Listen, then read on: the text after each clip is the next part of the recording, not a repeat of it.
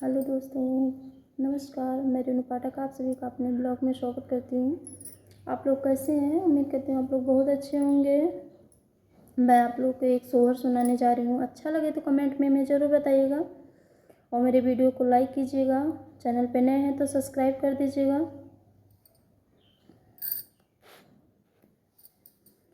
चार चौमुख बखरिया कौशल्या रानी भर में कौशल्या रानी भर माई हो।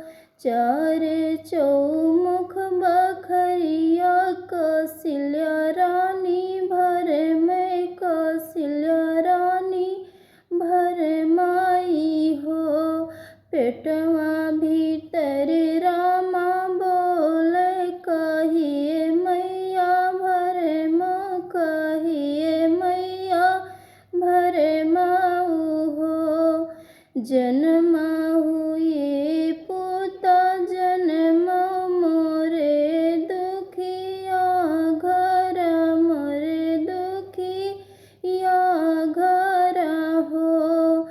सुनी है सहरवा के लोग बझिन घरा सोहर बझिन घरा सोहर हो।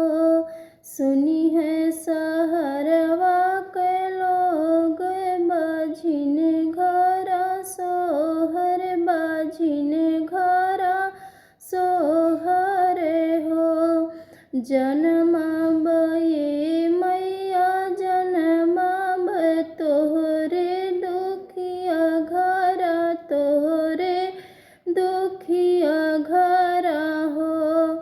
टूटे खटोलवा सुतई बटुकारी गहरई बटुकारी गहरई बाऊ हो। जन्माऊ ये पुता जन्माऊ मोरे दुखिया घरा मोरे दुखिया घरा हो। सोने के पलंगा सुतई बैलन गहरई बाई हो। सोने के खटोलवा सुतई बैलन गहरई बैलन गहरई बाई हो।